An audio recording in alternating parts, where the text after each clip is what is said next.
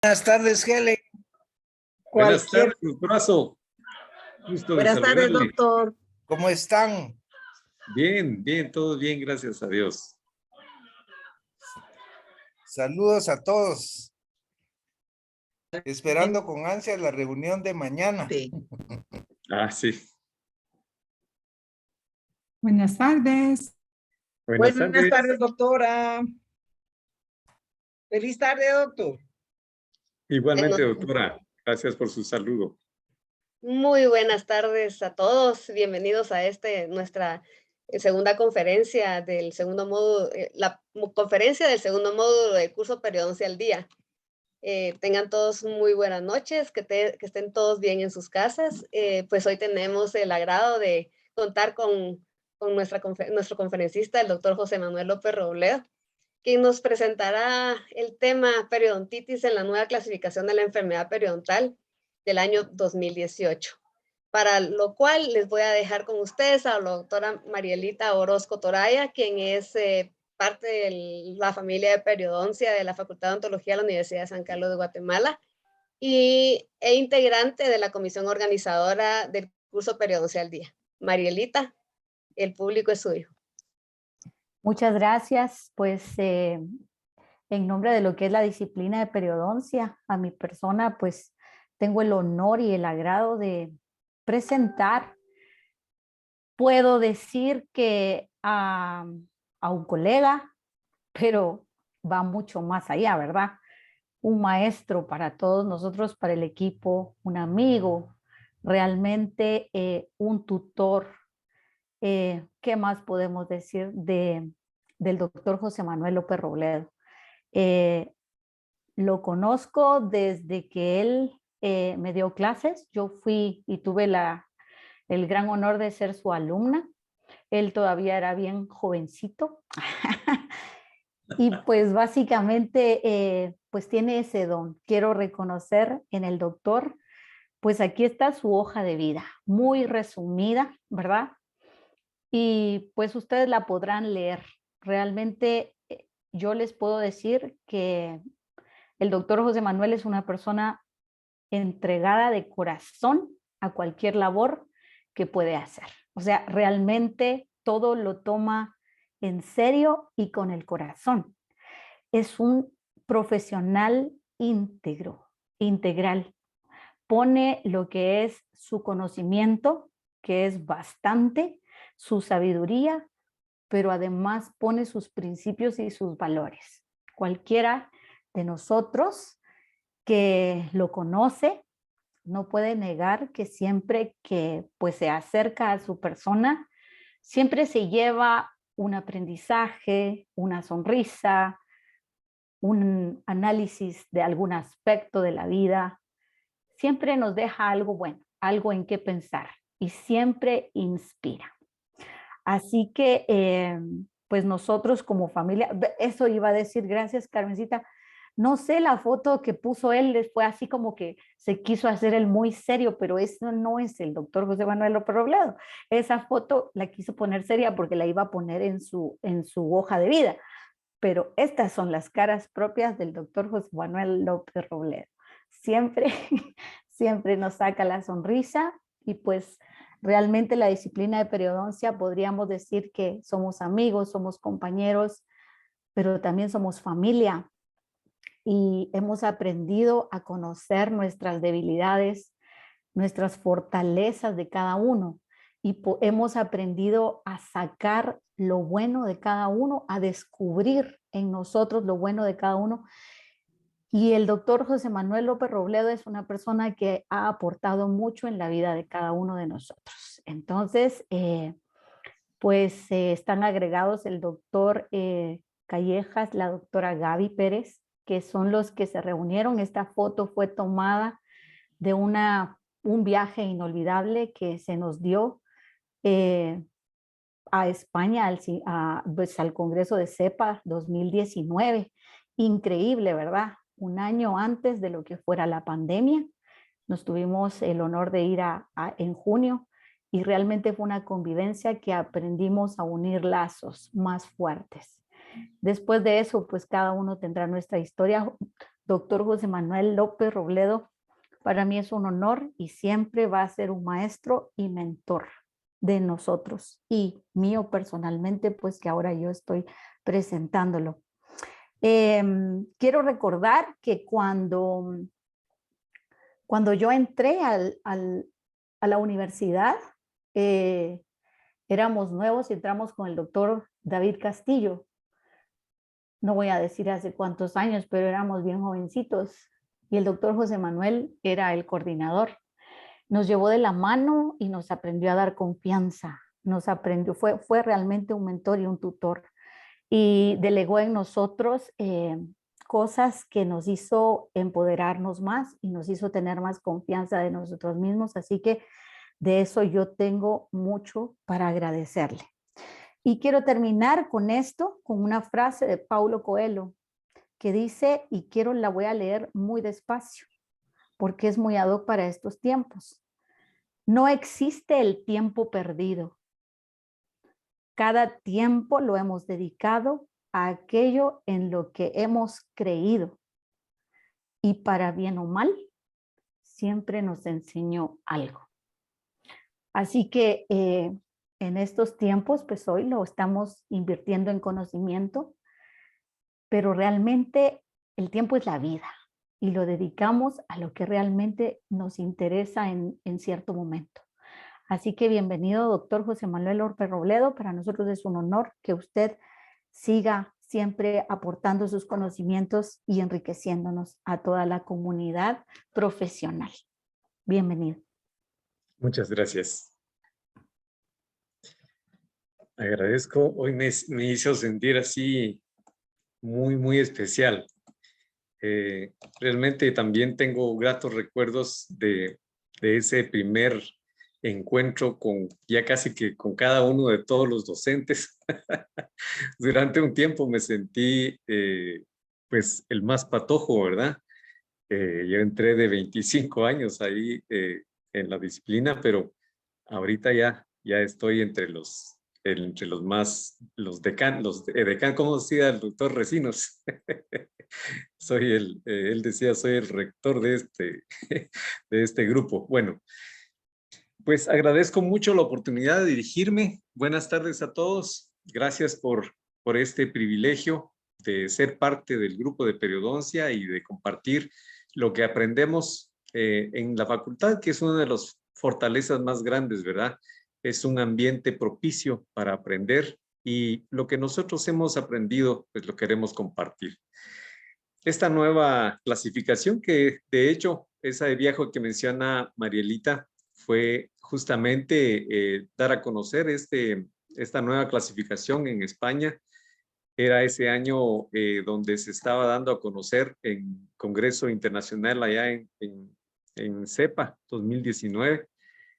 Había sido tratado en el 2017 en un taller y luego se publicó en el 2018. Por eso algunas veces se dice que es la clasificación del 2018, otros que es la del 2017, porque fue cuando se hizo ese aporte, ¿verdad?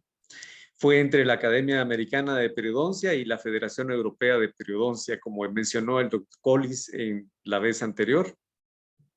Y todo está relacionado a poder establecer un diagnóstico en los tejidos que a nosotros nos atraen, porque nos dedicamos a esto, a la periodoncia.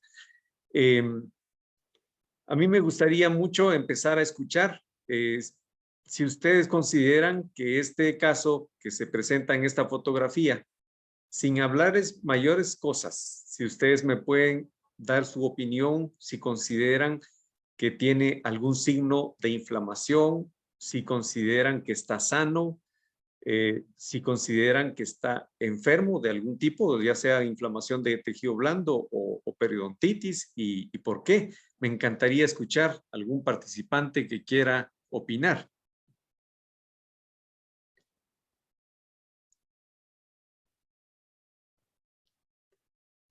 Podemos apreciar algunos cambios que podrían dar sospechas de que podría haber algún cambio inflamatorio. Hay cambios de color, se ve un poquito de cambios de tamaño. Uno podría pensar que hay algún cuadro inflamatorio asociado. ¿Ninguno quiere opinar? Bueno, vamos a ver. La clínica de una apreciación así, solo visual, podría confundirnos.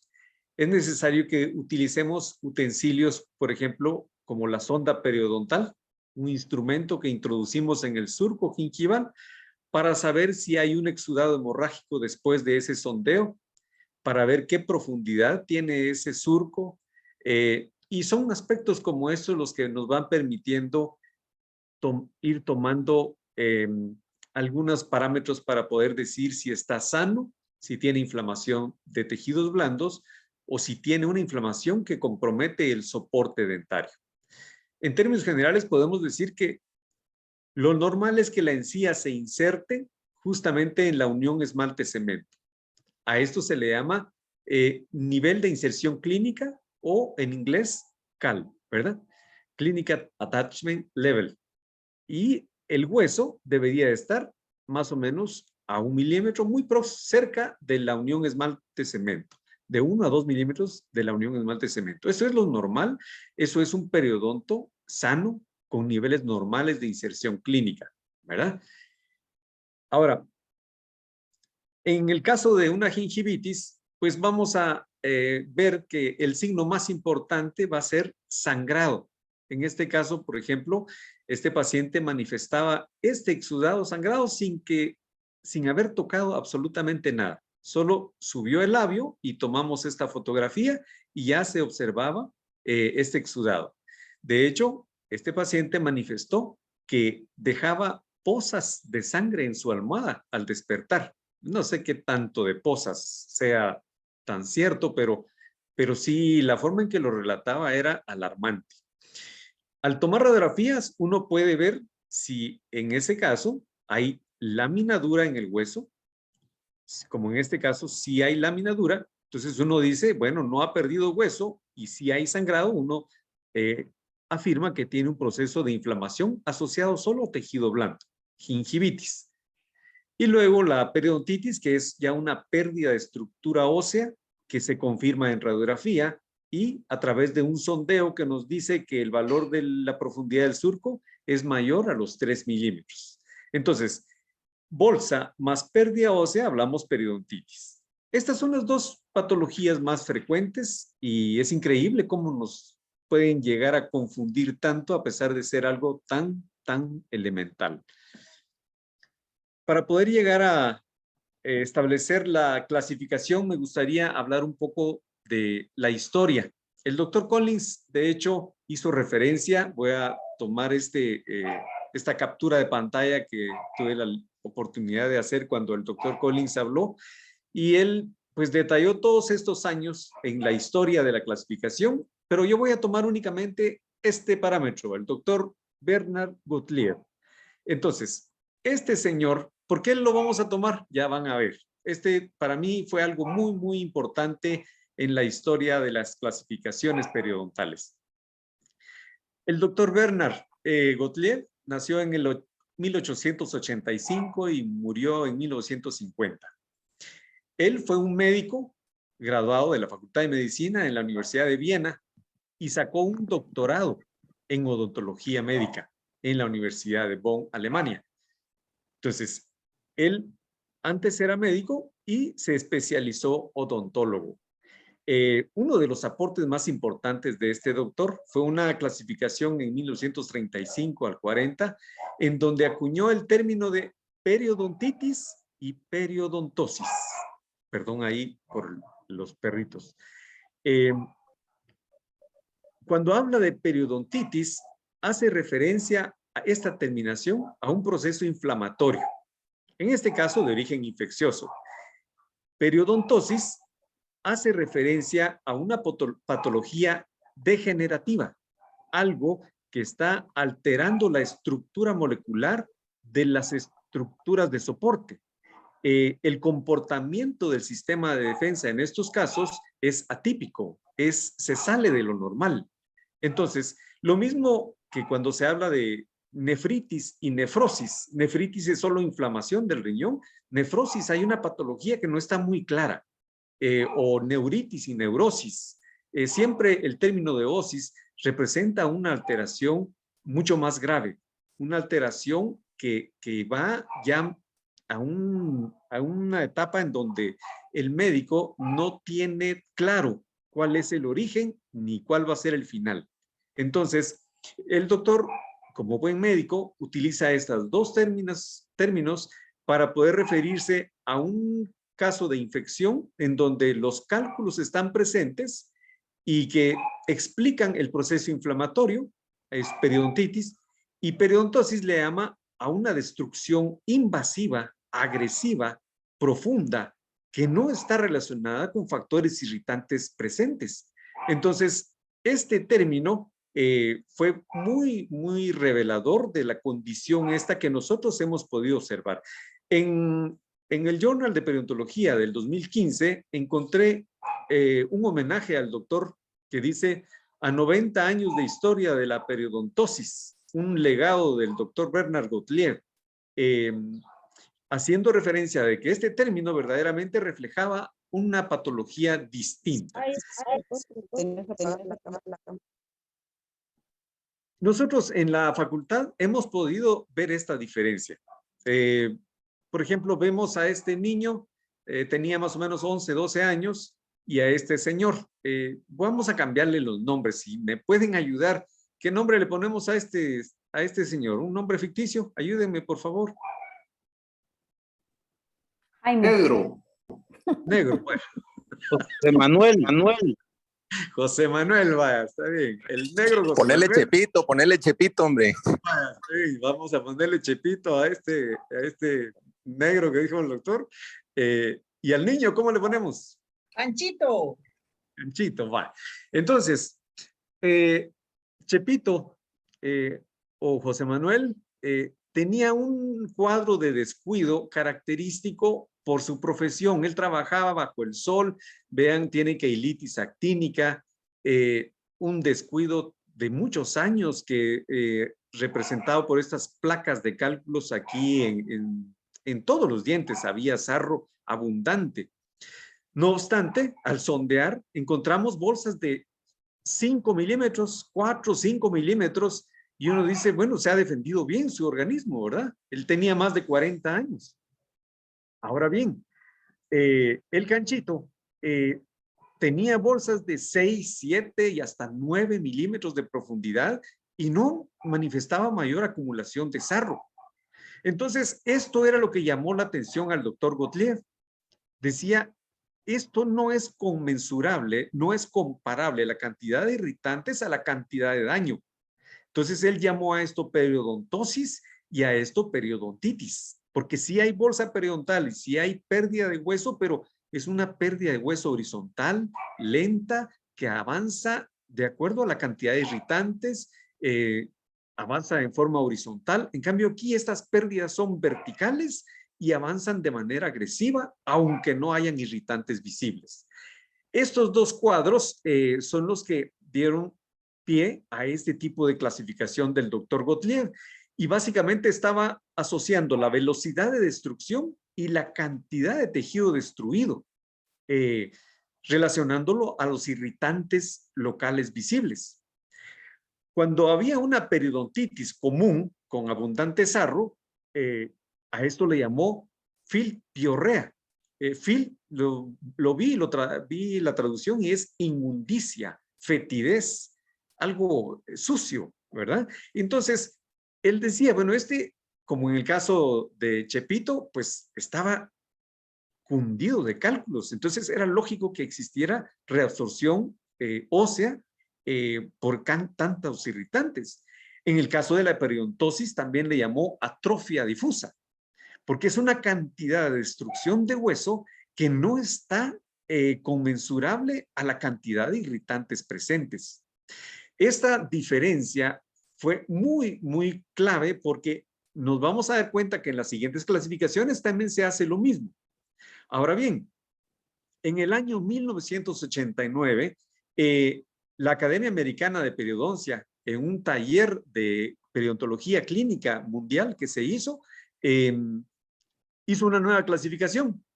Me decía un amigo que yo aprecio mucho, es un erudito de la periodoncia, el doctor Leonidas Recinos. Cuando en una oportunidad yo compartí este tema, él me decía, fíjate que esa nueva clasificación aparentemente fue por celo profesional, porque pues como odontólogos dijimos, bueno, ¿cómo es posible que un médico nos haga la clasificación? Y entonces se eliminó el tema de periodontitis y periodontosis y se sustituyó por uno que dice periodontitis del adulto, porque empieza en personas mayores de 35 años y la periodontitis de inicio temprano, porque al igual que el canchito, como decía la doctora, se presentaba en niños, 15, 17 años o menos incluso. Por eso incluso aquí se le llama a algunos periodontitis prepuberal, periodontitis juvenil, la que ocurría entre los 15 y 17, o rápidamente progresiva, si es que se prolongaba a mayor número de piezas y permanecía más tiempo. Entonces, pero se dan cuenta que es más descriptivo, está más asociándolo a las edades, ya no está utilizándole un término propiamente de medicina, sino ya es más descriptivo, periodontitis del adulto, periodontitis de inicio temprano, también se incluía la periodontitis ulcerativa necrosante y la periodontitis refractaria. Esto fue la Academia Americana de Periodoncia. Luego, en el 93, en un taller europeo también de periodontología, se reafirman esos términos. La periodontitis del adulto sigue siendo la periodontitis crónica, que avanza lentamente y es asociada a la cantidad de irritantes presentes, y la periodontitis de inicio temprano, que es la que avanza rápidamente, que no tiene tanta explicación de por qué se origina, solo tenía la característica de estas periodontitis de avance rápido, que algún miembro de la familia también padecía de la misma enfermedad, se le aflojaban los dientes, perdía sus piezas, por eso se asociaba muchas veces al factor genético, se pensaba que podía haber un compromiso en el sistema inmunológico o las bacterias podían ser muy virulentas. Todo eso se combinaba y daba pautas de por qué esa periodontitis avanzaba tan rápidamente, a diferencia de la del adulto. Y nuevamente se clasifica la periodontitis necrosante ulcerativa. Ahora, luego pasémonos de una vez hasta la del 99, que fue la que utilizamos durante muchos años, hasta que llegó la más reciente, que fue la del 17 o 18, como ya dijimos. En esta del 99, la Academia Americana de Periodoncia establece los casos de gingivitis asociados a placa y no asociados a placa. También se habla de que la gingivitis puede aparecer en un periodonto normal o en un periodonto disminuido. Esto provocó un montón de conflicto, porque habían personas que decían que si tenía recesión gingival ya era periodontitis. Y entonces esto representó conflicto, pero se logró subsanar eso y estamos ante esta clasificación del 99 aceptando que hay un periodonto normal con gingivitis, pero puede haber un periodonto disminuido con gingivitis. Y aquí se habla de, en la clasificación de la periodontitis ya no se habla de periodontitis del adulto, sino que se habla de periodontitis crónica y periodontitis agresiva. Crónica la que avanza lentamente y agresiva la que avanza rápidamente y destruye una gran cantidad de tejido de soporte. También se habla de periodontitis como manifestación de enfermedades sistémicas, enfermedades periodontales necrosantes, abscesos periodontales. Esa es la clasificación del 99. ¿Por qué se cambia? Bueno, porque dijeron, bueno, la periodontitis crónica incluye enfermedades que avanzan lentamente y que a veces empiezan en niños.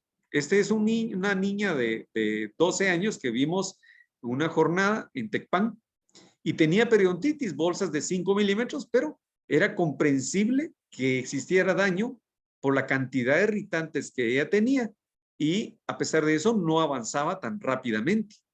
Esto significaba que era una periodontitis crónica, pero que había empezado en una edad temprana. No por eso se convertía en una periodontitis de avance rápido.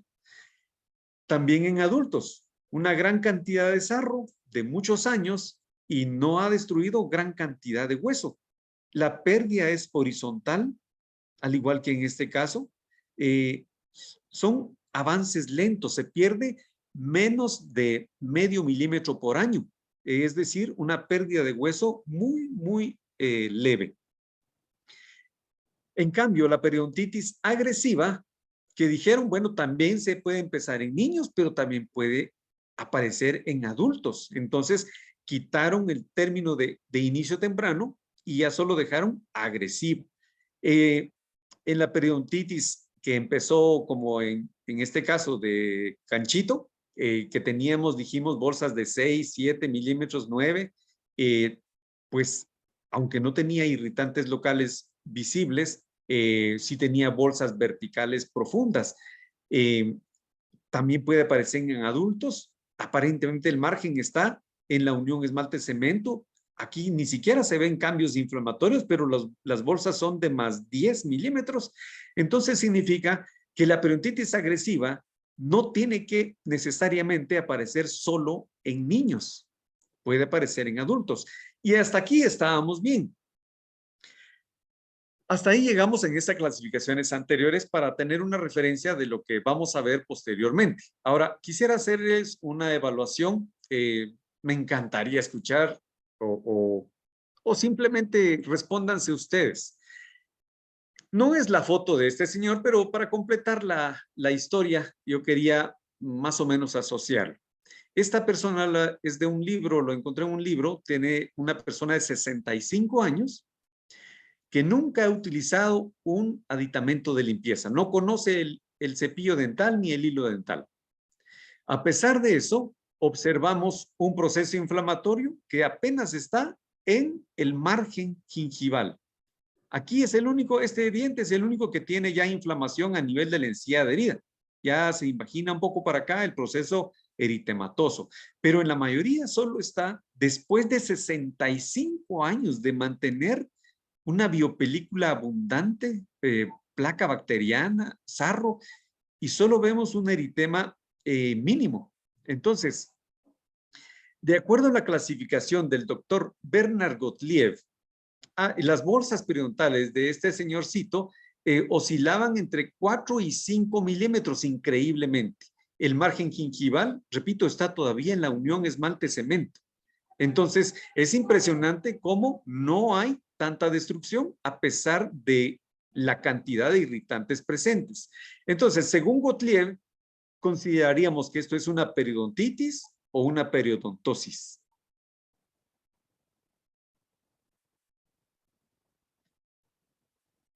Solo uno a la vez. ¿Una periodontosis podría ser? Dijimos que la periodontosis está más como el término osis significa que uno no puede explicar por qué hay tanta destrucción. En este caso, el señor ha pasado 65 años acumulando sarro y la cantidad de destrucción casi no se observa. Aquí uno, la duda que le daría es ¿por qué no se ha destruido tanto hueso si ya ha pasado 65 años con tanta enfermedad? Entonces, ¿alguien más que quiera opinar? Periodontitis, José Manuel, y yo me atrevo tal vez a decir un poco más allá. No tenemos mayor información, pero podría pensar en una persona ejemplo de campo y su dieta. Y su dieta ha sido una dieta que no ha contribuido a provocarle más daño. Excelente. Sí, seguramente todo eso va a estar involucrado en que el sistema de defensa haya respondido tan favorablemente, ¿verdad? Ahora, en la clasificación del 89, ¿consideraríamos que esta es una periodontitis del adulto o de inicio temprano?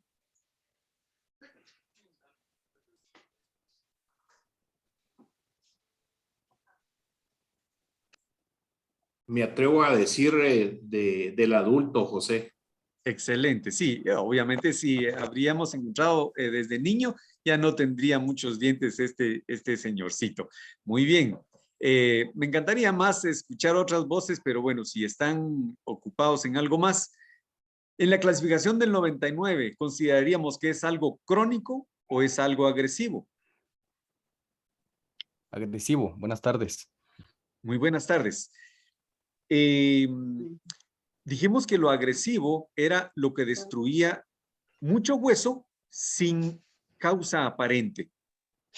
No, sí, perdón, era crónico, me confundí. Muy bien, excelente. Entonces sí, esto es algo que mi objetivo era justamente que viéramos cómo la diferencia se sigue manteniendo entre algo crónico y algo que avanza rápidamente sin mayor explicación. El doctor Gottlieb mencionaba periodontitis, un proceso inflamatorio per se, de origen infeccioso en este caso, o periodontosis, si era algo que no se podía explicar. En el del adulto, pues era algo clásico, ¿verdad? Empieza más o menos a los 35 años, pero cuando empieza temprano, uno dice, bueno, ¿por qué evolucionar tan rápido esta enfermedad? Y se queda uno con duda. ¿Será el sistema inmunológico? Pero está sano, todo lo demás está sano. Y así, esas son las dudas que generaba. Y en la nueva clasificación vamos a encontrar algo parecido. Ahí vamos a ver, nos vamos a dar cuenta de que no hay mucha diferencia. La única diferencia y el gran aporte que tenemos aquí es que ahora sí se clasifica la salud periodontal. En las anteriores no se clasificaba la salud. Ahora se habla de 4 niveles de salud. Y se habla de condiciones gingivales asociadas a placa y no asociadas a placa. Ahí lo vamos a ir viendo. Y ahora ya no se habla periodontitis crónica ni agresiva, sino simplemente de periodontitis. Lo único es que ahora se habla de estadios y grados, al igual que la clasificación de tumores, ¿verdad? Que cuando está estadio 1, 2, 3, 4, la periodontitis ahora se va a clasificar en estadios y grados. Ahí vamos a ver de qué se trata esto.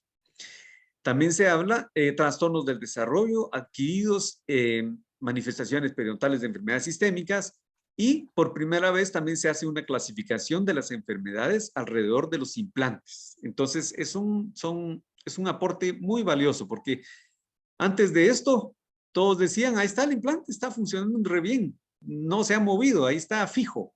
Y tenía una periimplantitis que nadie la diagnosticaba porque no había un parámetro específico.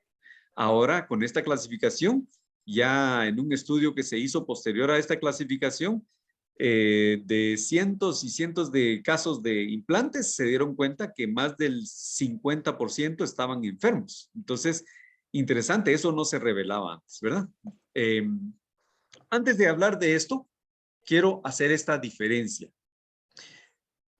Periodonto normal dijimos que era cuando el nivel de inserción clínica, es decir, el nivel donde se une la encía al diente, está en la unión esmalte-cemento, o en el cuello del diente. A esto se le llama periodonto normal. Ahora, periodonto reducido o periodonto disminuido, se le dice cuando el nivel de inserción clínica de la encía está por debajo de la unión esmalte-cemento, es decir, ya se expone raíz. Cuando hay recesión gingival, se dice que está un periodonto reducido. Ahora, esto es clave. Ambos pueden estar sanos o enfermos. Eso tiene que quedar claro para que no nos confundamos después. No importa que la encía no esté en la unión esmalte-cemento, puede estar sana. ¿Cuáles son los parámetros? Ya los vamos a ir viendo. Esto es algo sano. Este paciente se sondeó, no tenía sangrado, a pesar de que se ve un poquito aumentado el contorno de este margen, no hay sangrado. Entonces no puedo afirmar que tiene un proceso inflamatorio, porque ahora el sangrado es un signo de mucha predictibilidad clínica de diagnosticar un proceso inflamatorio agudo. Hasta un 98% de certeza. Ahora, en un paciente que tiene recesiones, como en este caso se le había hecho una cirugía, ya había sanado, ya no habían bolsas, los valores del sondeo eran de 1 milímetro y tuvo una periodontitis, pero está estable. Ahora está sano. Increíble. Alguien podría decir, ¿cómo va a estar sano? Si ¿cuánta raíz tiene expuesta? Pues ese es el nuevo criterio. Cuando ya se logró una estabilidad del proceso infeccioso y ya no hay bolsas ni sangrado, se dice que el paciente ya no tiene periodontitis, sino que está sano. Ahora, este otro caso, tiene un cepiado traumático o tuvo una fracción por trauma oclusal, lo que sea, pero hay recesiones que no están vinculadas con un proceso infeccioso de periodontitis. Entonces, estas recesiones no están asociadas a periodontitis y también tienen un periodonto sano. ¿Por qué? Porque no sangra ni hay bolsas periodontales. Y el hueso tiene lámina dura nuevamente. Estábamos claros de que la salud puede aparecer en un periodonto normal y en un periodonto reducido, como en estos otros dos casos. ¿O los llevo muy confundidos? Vamos a hacer una evaluación. Esta pacientita llegó unos días antes de que se hicieran las benditas estas votaciones al rector que nos han acarreado tantas tristezas, pero vimos a esta paciente y me gustó mucho el caso, le tomé fotografías tanto a lo clínico como a lo radiográfico. Vimos que por proximal tenía 2, 1, 2. Entonces, no hay bolsas periodontales. Como pueden ver, después de haber sondeado, no sangró. Y cuando vemos en radiografía, vemos que hay una lámina dura íntegra. Está rodeando bien el hueso, aunque estaba baja, ya se ven troneras abiertas, pero la lámina dura está continua.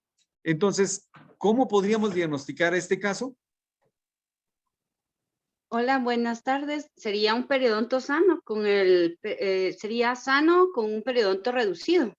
Excelente, doctora. Muchísimas Gusto gracias. saludarle, Gracias. doctor.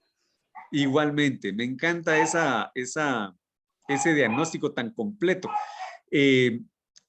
Bien, ya que pasamos lo sano, ahora vamos a ver un caso ya de cómo se clasificó la gingivitis.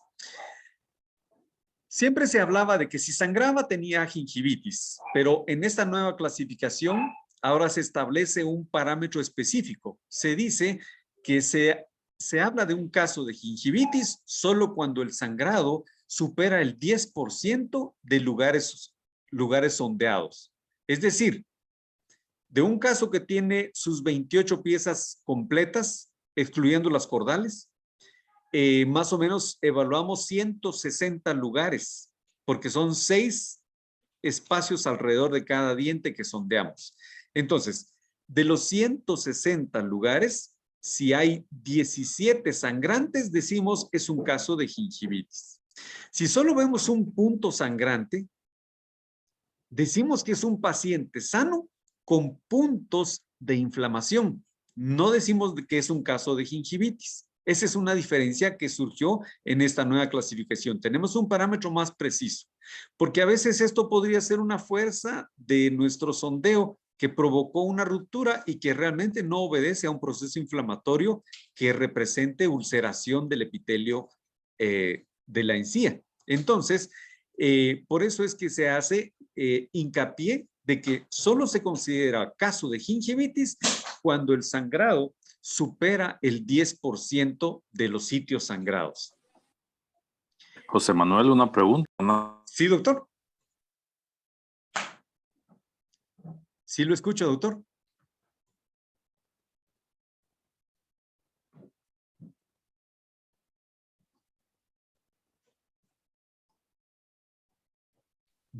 Doctor Robin.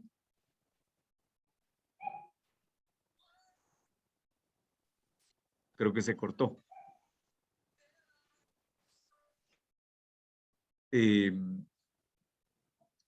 Cuando tenga la oportunidad, doctor, me interrumpe sin ninguna pena. La clasificación establece una diferencia entre gingivitis asociada a placa y no asociada a placa. La más común, afortunadamente, es la asociada a placa y es fácil advertirlo.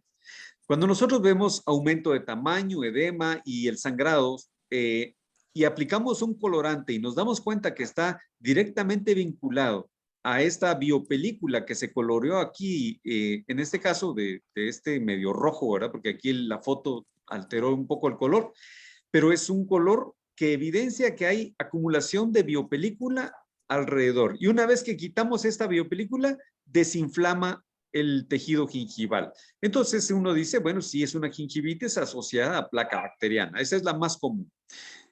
Puede estar en un periodonto con niveles normales de inserción, es decir, que la papila llena la tronera, está en la unión esmalte-cemento, o puede estar una gingivitis en un periodonto disminuido o con niveles de inserción clínica disminuidos, ¿verdad? Lo mismo que la salud, puede estar en un periodonto normal o en uno disminuido. En este caso, José Manuel. Sí, doctor. No sé si me escuchas ahora. Sí, en este escucho. caso, donde hay recesión gingival, la encía está aparentemente sana, como decís, no hay sangramiento, pero hay movilidad de la pieza. O sea, sería otro factor a considerar ahí, creo yo. Exactamente, doctor. Ahí ya vamos a llegar a los conceptos de periodontitis. Movilidad es un signo muy importante que determina ya un soporte comprometido, en donde ya, pues aunque uno diga, bueno, posiblemente que en algunos pocos casos no vamos a encontrar bolsas, pero con movilidad casi siempre vamos a encontrar bolsas periodontales y obviamente vamos a estar hablando de un problema ya de periodontitis, ¿verdad? La movilidad es un signo muy importante de periodontitis que vamos a ver más adelante. Entonces, aquí el caso de gingivitis básicamente estamos asociando a que hay, bueno, los cambios de color siempre se van a observar y todo, pero el signo más importante, dijimos, es el sangrado. Si hay un sangrado en más del 10% de los lugares sondeados, vamos a decir que el paciente tiene gingivitis, ¿verdad? Que puede estar en un paciente con niveles normales o con niveles disminuidos. En los niveles normales el hueso va a estar cerca de la unión esmalte-cemento, los niveles disminuidos va a estar por debajo de la unión esmalte-cemento, pero puede volver a formar lámina dura como vimos en el caso anterior. Ahora, los casos de gingivitis no asociadas a placa incluyen enfermedades autoinmunes como la gingivitis descamativa, pueden también las infecciones por virus como la gingivoestomatitis herpética primaria, infecciones por hongos como la candidiasis, en casos de pénfigo, pemfigoide, también procesos inflamatorios que van a estar asociados a encía, que no necesariamente al hacer una profilaxis, al eliminar biopelícula, esto no va a cambiar, va a continuar porque es otro factor el que está involucrado en ese, pero no vamos a hablar de esto. Entonces son afortunadamente el menor número de casos, ¿verdad? ¿Alguna pregunta hasta ahorita?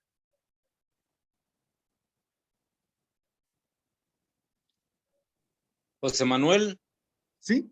Buenas tardes. Buenas tardes, doctor. Con eso último que hablaste, la entidad como tal es la que se diagnostica. Tú estás diagnosticando, digamos, lo que dijiste es una infección herpética, ¿sí? Pero también estás, no entiendo qué pondrías tú en tu diagnóstico, en tu ficha. Pondrías, exacto, así. ¿Pondrías la escamativa, gingivitis escamativa, o pondrías gingivitis no asociada a placa bacteriana?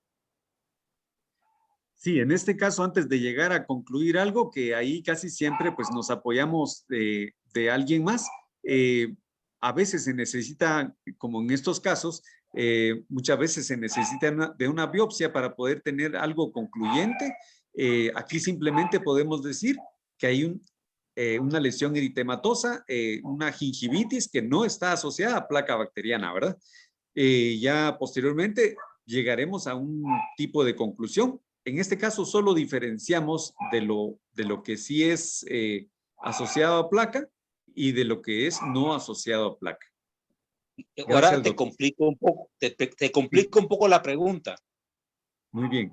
Y si además de tener esa condición tiene alta cantidad de placa, ¿cómo lo manejas?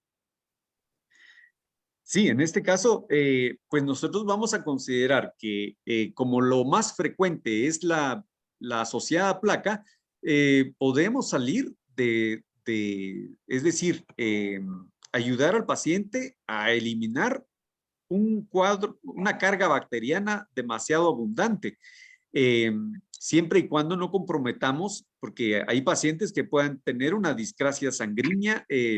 Me recuerdo de una alumna nuestra, ¿se recuerdan ustedes?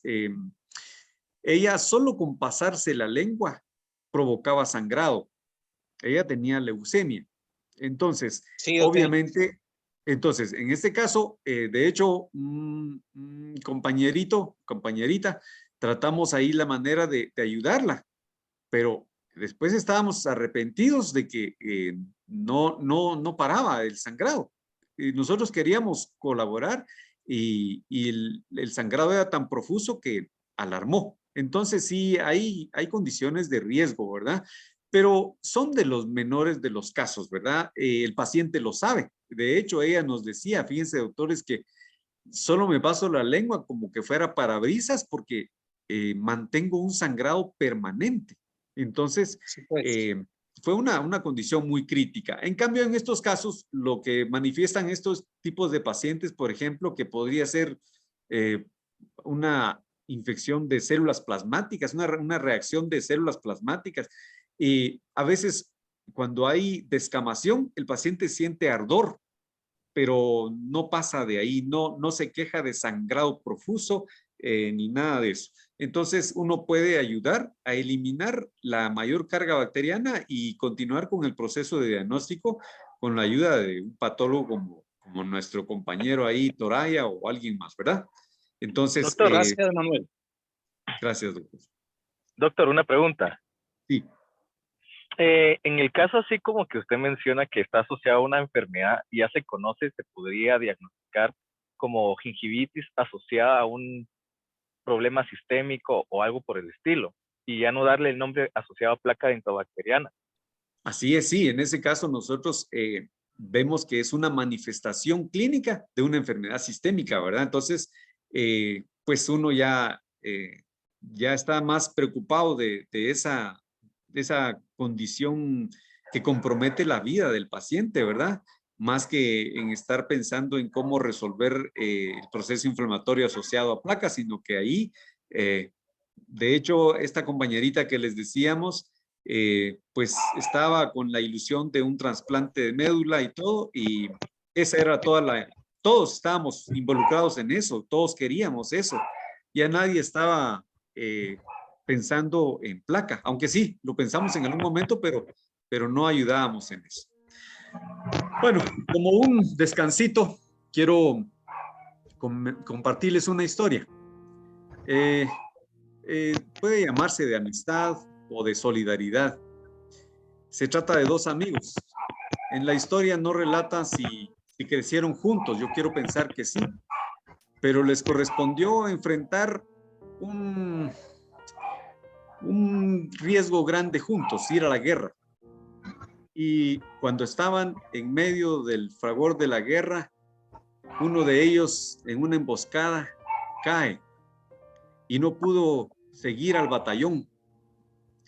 Cuando su amigo se dio cuenta que su amigo había caído, pidió permiso, siguiendo el protocolo recomendado, pidió permiso al capitán para ir por su amigo. Y el capitán le dijo denegado: no puedo arriesgar tu vida para ir a traer a alguien que seguramente está muerto. Pero era su amigo. Entonces el soldado, cuando hubo un descuido del capitán, regresa a la línea de fuego y fue por su compañero y lo trajo a donde estaba el batallón. Cuando venía el soldado, ya venía con una herida. Ambos estaban heridos, pero el que traía en hombros ya había muerto. Entonces el capitán, muy molesto, dijo: ¿te das cuenta lo que hiciste?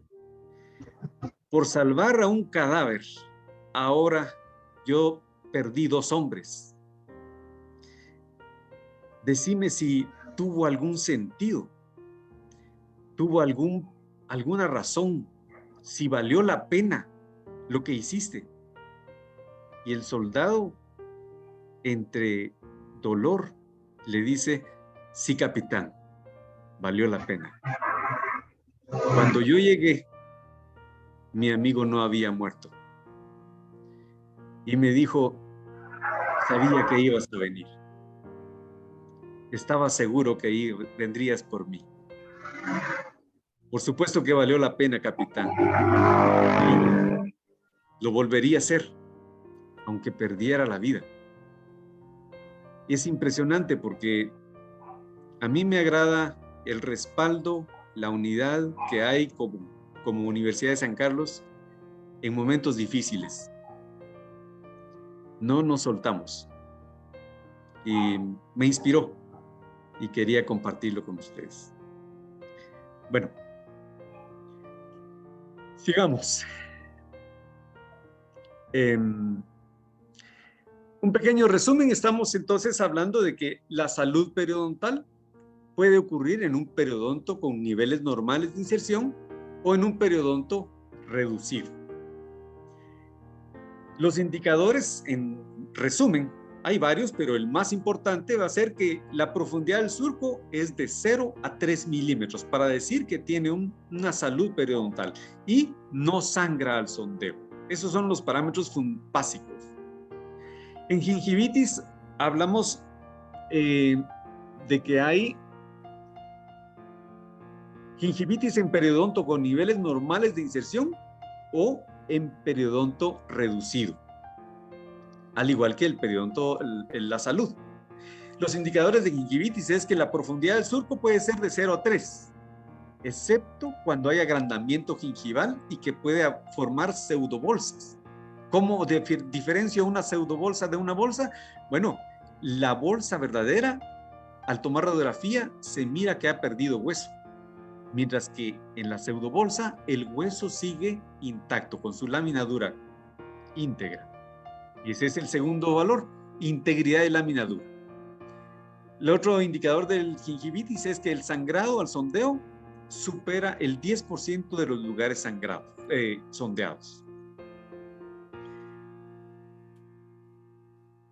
En cuanto a periodontitis, esta nueva clasificación hace la diferencia entre periodontitis inicial, si ha perdido solo el 15% de hueso, moderada si ha perdido del 15 al 33% y severa si ha perdido más del 33%.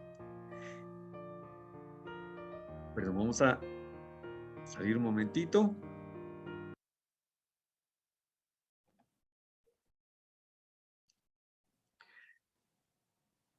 Localizada se dice cuando involucra 9% de 28 piezas, es decir, el 30% de piezas. Se dice que es localizada. Puede estar solo en incisivos, solo en premolares, solo en molares. Y generalizada cuando supera el 30% de las piezas afectadas. Evolución lenta si se pierde menos de 2 milímetros por 5 años. Evolución rápida si se pierden más de 2 milímetros en 5 años.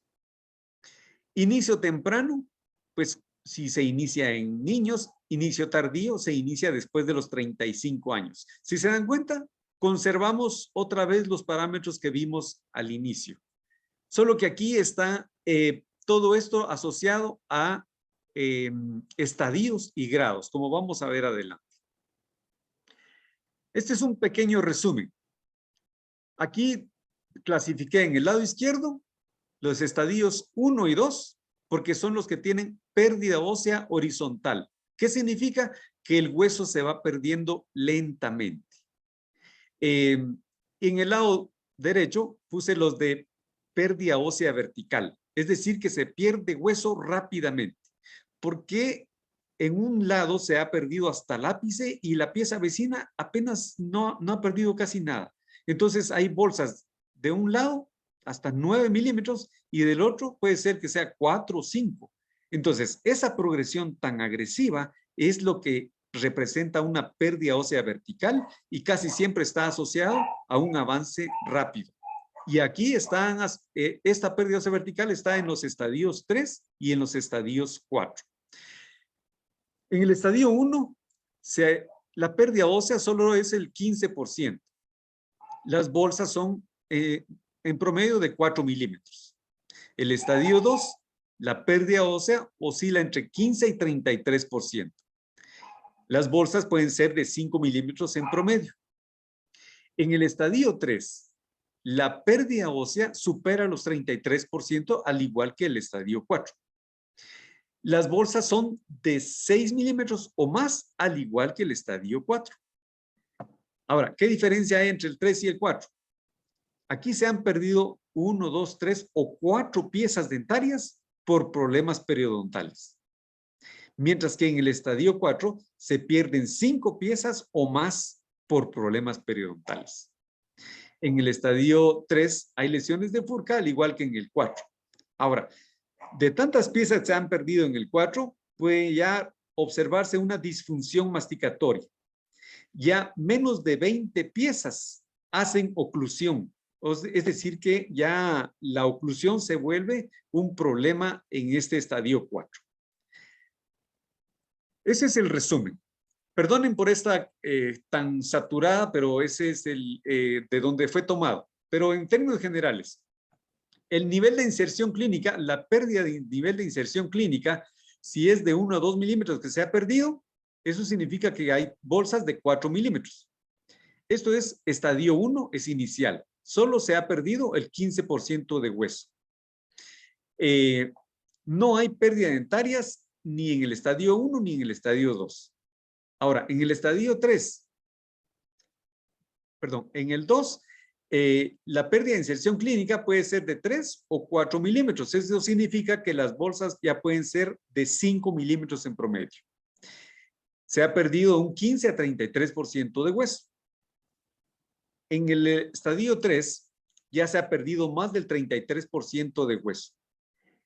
Se ha extendido al tercio medio de la raíz o hasta la apical incluso. Aquí se ha perdido el nivel de inserción clínica más de 5 milímetros, es decir, que las bolsas son de 6 milímetros o más. Entonces, aquí podemos observar ya lesiones de Furca, podemos ver que se ha perdido hueso en forma vertical, hay defectos de la cresta en forma moderada y la pérdida de dientes está entre 1, 2, 3 o 4 piezas por razones periodontales, no por caries, sino por razones periodontales. Entonces, si hay historia de que se han quitado dientes porque se le han aflojado, eso ya significa que ya estamos en este estadio 3. Cuando hablaba el doctor de que ya se le mueven las piezas a un paciente, casi siempre el paciente sabe. Dice, a mí se me mueve este diente, ya tuve que quitarme 1, 2, 3 o 4 porque se me movía. Eso ya es un signo de periodontitis, como en estos casos del 3 y el 4. Aquí, de hecho, podemos observar aquí en el estadio 4 que la movilidad dentaria puede ser de 2 o más, ¿verdad? El 3 es cuando el diente se intruye, se sumerge, ¿verdad? Aparte de la movilidad horizontal. Bueno, ya no vamos a saturar mucho esto porque este es uno de los más cansados. Extensión y distribución, ya dijimos, si alcanza el 30% de dientes implicados, significa que es localizado. Menos del 30, localizado, mayor del 30, generalizado. Y los grados es sencillo. Si pudiéramos tener la oportunidad de acompañar 5 años al paciente y tomando radiografías durante los 5 años, tendríamos una evidencia directa. Entonces, grado A se le dice cuando no pierde hueso en esos 5 años. Grado B pierde hueso, pero pierde menos de 2 milímetros en los 5 años. Y grado C, cuando pierde más de 2 milímetros en esos 5 años. Esa es evidencia directa. Ahora, evidencia indirecta. Se puede hacer una proporción, una regla relacionando la pérdida de hueso con la edad. Se divide qué porcentaje de hueso se ha perdido. Por ejemplo, en el canchito, en el niño aquel que tenía bolsas de hasta 9 milímetros, había perdido más del 50% de hueso y tenía 12 años, 50 dentro de 12 y da más de 4. Entonces, él está grado C. ¿Qué significa grado C? que avanza rápidamente. El riesgo de progresión es muy alto. Entonces, ese niño tiene alta posibilidad de que pierda dientes en poco tiempo. O sea, avanza demasiado veloz, ¿verdad? La velocidad de progresión es muy alta. En la otra es el fenotipo. Vamos a ver unos ejemplos para poderlos entender mejor. Si hay grandes cantidades de cálculos y casi no pierde hueso, significa que está grado A. Si hay buena destrucción, pero también hay buena cantidad, es grado B. Ahora, si la destrucción es excesiva y casi no hay irritantes locales, es grado C, ¿verdad? Era lo que hablaba periodontosis el doctor Gottlieb. Factores modificantes. Aquí se hablan de dos, tabaquismo y diabetes. Son los que más relevancia tienen como factores de riesgo. El que no fuma se considera grado A. El que fuma, pero fuma menos de 10 al día, grado B. El que fuma más de 10 cigarros diarios, ese está comprometido en su sistema inmunológico casi siempre. Entonces, este es considerado grado C. En la diabetes, el que no tiene diabetes o está muy controlado es grado A. Ahora, el que tiene diabetes, pero su hemoglobina glucosilada está por abajo del 7, el porcentaje de hemoglobina glicosilada se dice que es grado B. Ahora, si está por arriba del valor del 7% de hemoglobina glicosilada, decimos que está en grado C. Los pacientes no controlados son los más vulnerables a progresar rápidamente su enfermedad periodontal. Entonces, vemos aquí un ejemplo. Esta es una evidencia directa. Vean este caso. En el 2006 tenía el nivel de hueso en el implante a este nivel. En el 2007 ya había bajado más o menos un par de milímetros. Bueno, en la literatura se dice que eso es normal. Ahora, después, en el 2009, ya vemos que avanzó más o menos unos 4 milímetros de pérdida ósea. Y en el 2010 ya teníamos expuesta una rosca del implante. Ahora vean lo interesante. Comparando el implante con el diente ha conservado la altura de su hueso. Entonces, podría decirse que es grado C, pero en el implante. En el diente es grado A, porque no ha avanzado, no ha perdido hueso en estos 5 años. Interesante, ¿verdad?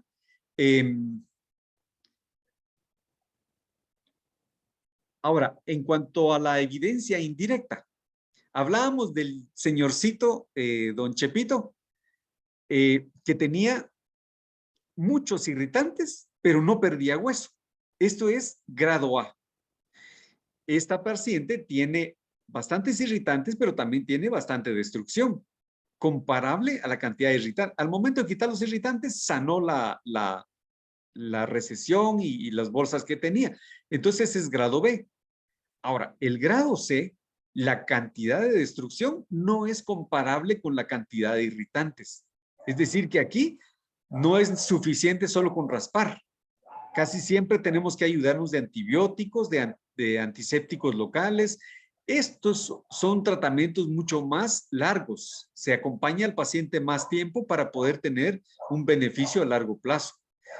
Mientras que estos casi siempre salen rapidísimo. Se quita los irritantes y el paciente permanece sano mucho tiempo. Este no. Este hay que irle viendo cómo disminuye. Esta bolsa de 13, 14 milímetros fue disminuyendo muy lentamente. Entonces, no tenía cálculos visibles, sin embargo, había una gran destrucción. Ahora quiero ver cómo estamos ya para terminar. Me gustaría que opinaran cómo clasificarían este paciente. Vean la cantidad de piezas que ha perdido, solo en la arcada superior. La cantidad de hueso que ha perdido en cuanto al porcentaje de hueso de la raíz. ¿Será que es el 15%, el 33% o más de la mitad de la raíz? De acuerdo a migración de las piezas, ya casi no hay una buena oclusión. ¿Cómo diagnosticamos este caso? ¿Siguen ahí?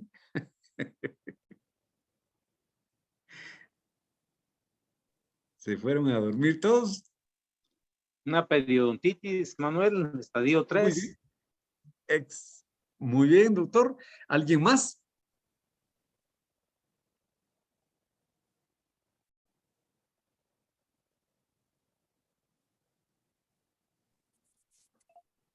Yo no te voy a decir, pero te estoy oyendo, José Manuel. Ah, muy bien, gracias. José Manuel Neri Morales, buenas noches. Sí, tal, coincido, Neri? periodontitis grado 3. Muy bien. A pesar de que perdimos 1, 2, 3, 4, este está perdido. Sí, así es, ese está perdido. Es este. Entonces ya van 5. Y este también ya no le auguro. Estamos hablando ya casi de 6 piezas perdidas. ¿Se acuerdan entre la diferencia del 3 y el 4? Sí, el número de piezas perdidas. Exactamente. Entonces, en este caso, yo me inclinaría más por un 4. Porque ya superamos los 4 piezas perdidas y va para más. Lamentablemente era un caso muy, muy complicado.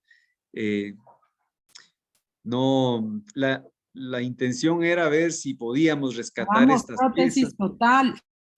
Sí, arriba prótesis. Gracias, Nancy.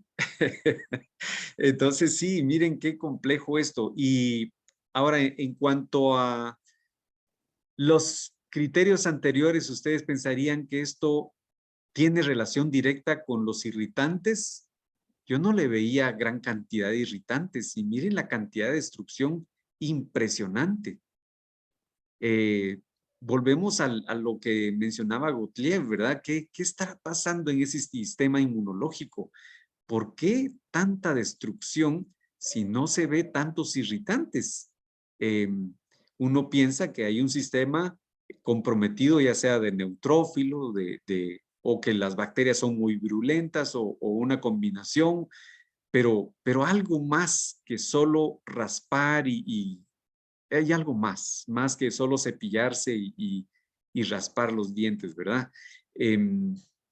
Bueno, sí, es un estadio 4 y grado C, lamentablemente. Era un paciente también con compromiso sistémico, pero afortunadamente todavía conserva algunas piezas, está funcionando todavía con sus piezas dentales. Muy bien, entonces quiero compartirles, doctor Rosales, lo escuchamos. Muchas gracias, José Manuel. Lo único que me queda duda es cuando la diferencia entre grado 3 y grado 4 es muy clara, pues, que es básicamente el número de piezas que se pierden o que se van a perder. Esa es mi duda. Es decir, porque en el caso que presentó anteriormente, pues que obviamente hay una pérdida de hueso enorme y usted mismo dijo que hay varias piezas que se van a perder, pero no se han perdido. Entonces, mi pregunta es, cuando se va a hacer una clasificación para evaluar un grado 3 o un grado 4, no es las piezas que ya no están presentes, sino son las piezas que se van a perder por la enfermedad periodontal. Esa es mi duda.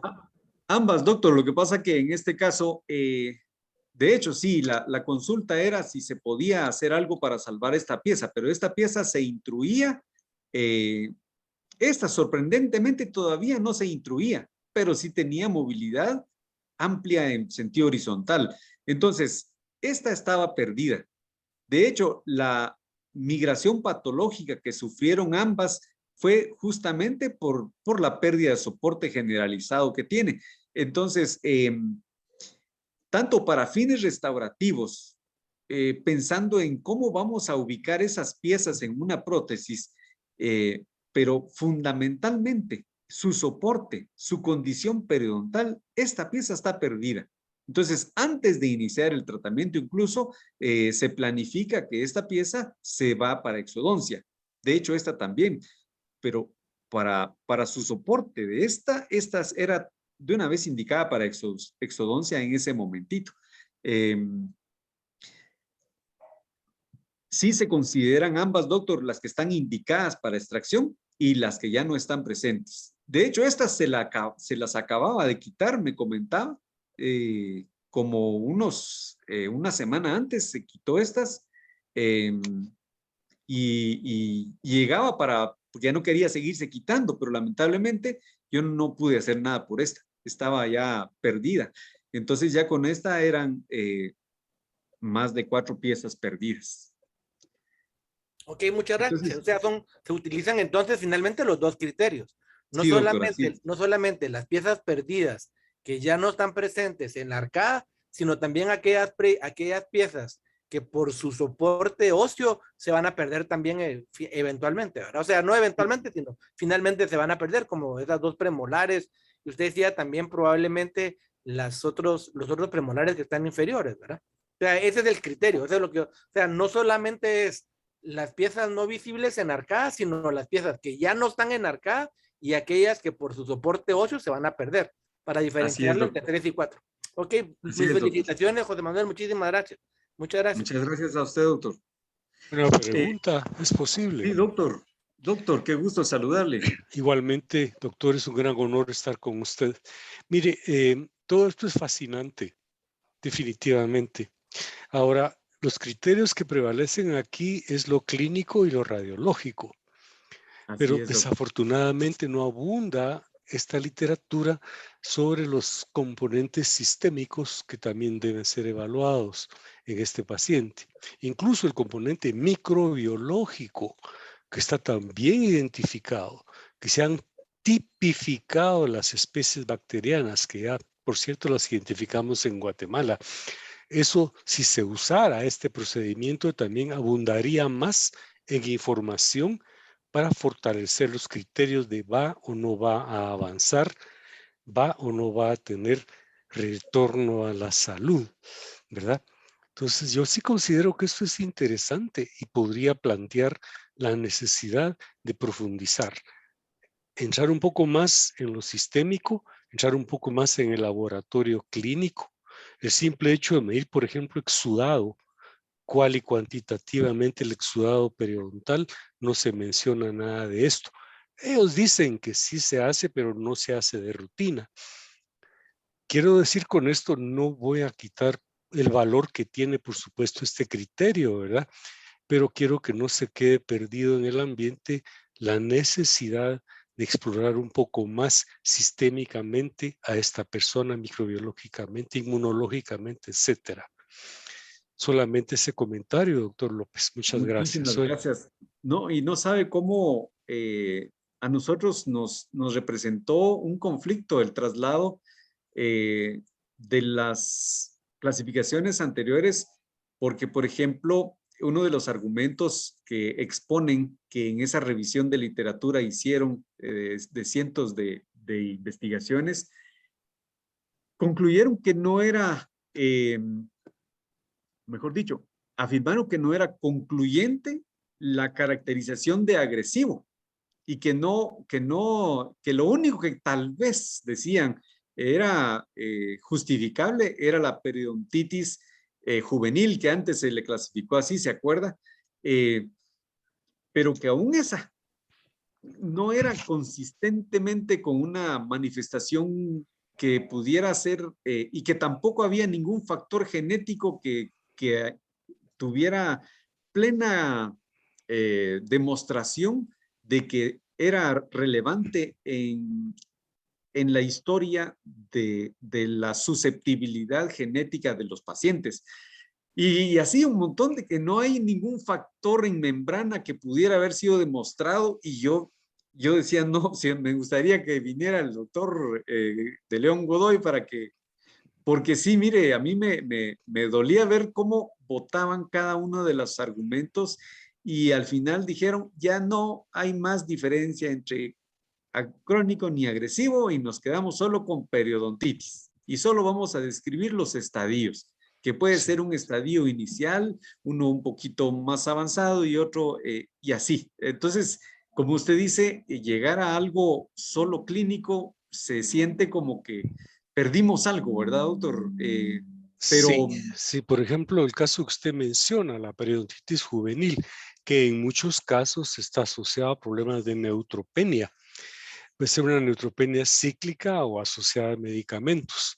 Y eso, pues, todo eso no se toca. Yo entiendo los criterios que prevalecieron, fue lo que dije al principio, son valiosos, son clínicos y rentgenológicos. Indiscutiblemente es muy pragmático, utilitario, muy bueno para el clínico tener estos conceptos. Pero todo lo que el mensaje es que hay más que se puede abundar en los casos indiscutiblemente, ¿verdad? Porque no da tiempo, pues. No da tiempo y uno tiene que saber que necesita muchos insumos, mucha capacidad de análisis para abordar esto con diferentes informaciones, datos que aquí no se cubren en este momento. Eso es todo, doctor. muchas gracias, doctor. Le agradezco mucho. Finalmente, les quería compartir. Esta es una herramienta que un estudiante de ingeniería me hizo favor de hacer para ayudar al diagnóstico y al mismo tiempo, al dar el diagnóstico, le ofrece la literatura correspondiente de los 23 artículos asociados a esta nueva clasificación. De acuerdo al diagnóstico, le aparece la literatura asociada, entonces le hace clic y descarga esa bibliografía. Esto está en Google Play o Play Store de los androides, celulares androides. También en los PC se puede descargar.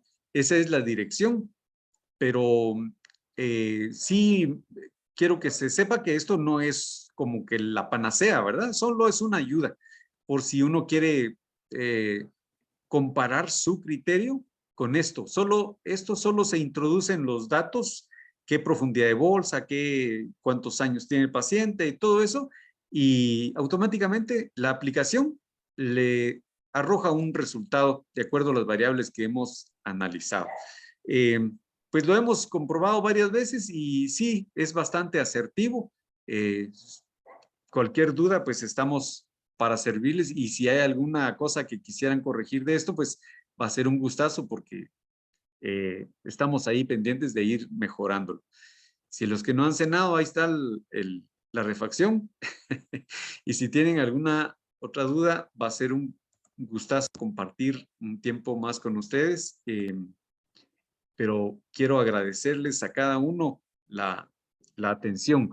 Nancy. Muchas gracias, doctor. Muchas gracias por compartir sus conocimientos, y únicamente con la inquietud que si pudiera compartirnos el sitio en el grupo que tenemos de estudio, por favor. Le agradecería mucho y felicitarlo por tan explícita ponencia. Gracias, Nancy. O tal vez en el chat lo vamos a publicar. Ahí está. Ahí está. Ahí en el chat lo agregué. Doctor Víctor Hugo Lima. Muchas gracias, José Manuel. En principio, muchas gracias. Felicitaciones por esta plática o conferencia que nos has dado. Para quienes no estamos en ese mundo de la periodoncia, hemos aprendido bastante el día de hoy. Y obvio, si tenemos que consultar, ya sabemos a quién acudir. No dudo que el equipo de periodoncia en la facultad es un equipo bastante bien preparado y deseoso de ayudar a quienes necesitemos de ese apoyo. Han pasado los años, José Manuel. La experiencia obviamente es como aquel buen vino, ¿verdad? Que conforme más años mejor se pone. Lo mismo es en el caso nuestro, en la profesión que tenemos. Mientras más años han pasado,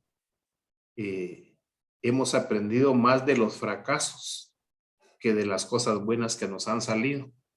Y casi siempre las fotos que ponemos es de lo que consideramos de lo mejor, pero también tenemos en nuestro archivo casos que han significado más formación para nosotros que lo bueno obtenido. Así que gusto haber compartido con tus experiencias que nos has dado y un saludo para todos los colegas. Repito lo que dije no hace mucho tiempo. Felicito también al doctor Alfonso de León Godoy, ¿verdad? Por ese premio que tan meritoriamente lo recibió de parte del colegio. Gracias, José Manuel. Gracias a usted, doctor. Luis de Doctor, León. solo un comentario. Honestamente, yo estoy impresionado. Tuve el gusto de verlo desde el bebé profesional hasta el adulto profesional que es ahora. Me encanta cuando veo que esta gente se propone superarse, aprender, profundizar. Y usted es un caso ejemplar. Lo admiro mucho, lo quiero mucho, ¿verdad? Gracias, y maestro. la forma como presentó el material lo hace muy pragmático, muy reducido, muy sucinto. Aclara muchas dudas, yo creo que es muy útil. Yo quisiera agradecerle del fondo de mi corazón su presentación, doctor Oye, y lo estimo Muchas para gracias. que siga brindándonos más y más información que seguramente va a generar muchísima más. Muchas gracias, doctor Robledo. A usted, doctor. Viniendo de usted es un halago eso, porque usted recibió ese mérito que, como dice el doctor Víctor Hugo Lima, pues no hemos podido felicitarlo públicamente, pero aprovechamos este momento para congratularnos con usted, doctor, por ese mérito tan merecido que le dieron. Así que lo felicito también a usted. Doctor Luis de León, ¿lo escuchamos? Doctor, muy buenas noches, muchísimas gracias. En verdad, yo me uno a las felicitaciones que le han dado. Definitivamente, usted es un gran docente, un gran expositor, tiene esa facilidad realmente para poder explicar, ¿verdad? Se entiende perfectamente y en verdad yo creo que todos nos sentimos agradecidos precisamente por esa transmisión de conocimiento que nos da. Al mismo tiempo, aprovecho para felicitar al doctor de León Godoy, ¿verdad? Por el reconocimiento que le dieron. Sí, muchísimas gracias. Buenas noches a todos. Gracias, doctor, muy fino. Gracias, gracias, gracias, pero pusimos nuestro corazón, nuestra entrega en beneficio de la institución y de los jóvenes que tuvimos la oportunidad de servir y tratamos de seguir sirviendo. De veras, nadie cree merecer un mérito, yo tampoco, pero sí estoy muy agradecido, yo también sorprendido. Muchas gracias por sus palabras. Creo que todos ustedes son parte de esto. Qué gustazo, doctor. Nos alegra mucho. Pues estamos entonces, Carmencita. Gracias por la oportunidad. Creo que está el doctor Kurt para cerrar. ¿O tienes algo más que decir? Muchísimas gracias, José. Sí, tenemos a Kurt. Kurt va a hacer un cierre de la actividad como parte de la comisión organizadora. Kurt, el público es tuyo.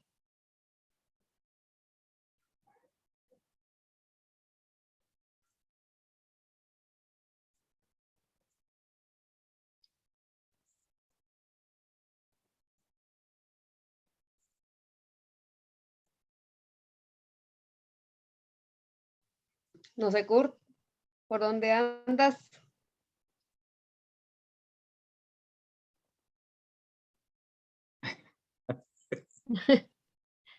No sé, voy a chequear entre los... Si no porque a veces el internet lo saca. Sí. Gracias a todos por sus felicitaciones. Me voy muy agradecido si quedó algo ahí en el corazón de cada uno. Muchas gracias por su atención.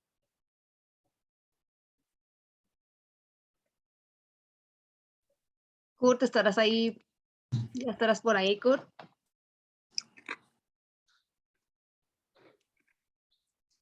Hasta la vista. Dios, Carmencita.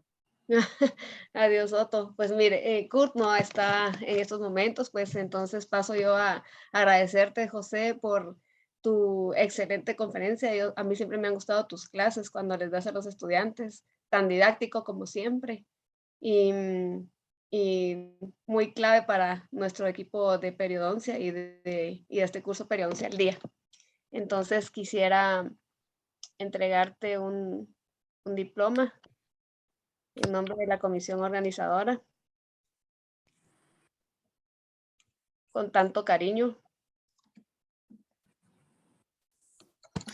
por tu brillante disertación en esta nuestra conferencia del segundo módulo del curso Periodoncia al Día, con el tema periodontitis en la nueva clasificación de la enfermedad periodontal, año 2018.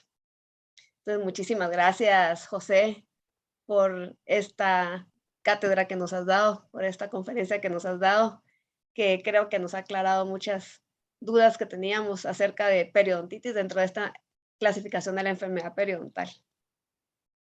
Y a todos los participantes, pues muchísimas gracias por estar aquí presentes. Ahí tenemos también participantes dentro del Facebook Live que no pueden conectarse a través de Zoom, pero que también están allá realizando comentarios, felicitándote, y cuando has preguntado también han respondido Crónica y las respuestas que tú has preguntado, ellos también las han respondido dentro del Facebook Live, ¿verdad? Entonces, quiero nuevamente agradecerles a cada uno de ustedes, todos los participantes que son los que hacen que este curso sea posible, y es hacia ustedes a quienes se debe. La Facultad de Odontología de la Universidad de San Carlos de Guatemala siempre trata de hacer la parte de extensión, que es dar actualización en conocimientos a todos los egresados, a todos los docentes y a todos los estudiantes. Entonces, dentro de 15 días tendremos la conferencia del tercer módulo. Estarán recibiendo las invitaciones y siempre transmitida en Facebook Live también. Entonces, les deseo una feliz noche. Cuídense mucho, porque sí, el virus volvió y está muy agresivo. Entonces, síganse cuidando mucho. Les mando un fuerte abrazo y tengan feliz noche.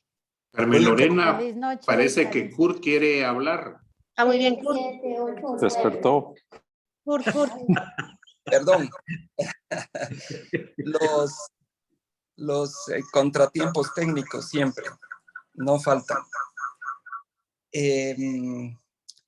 Voy a ser ahí sí que muy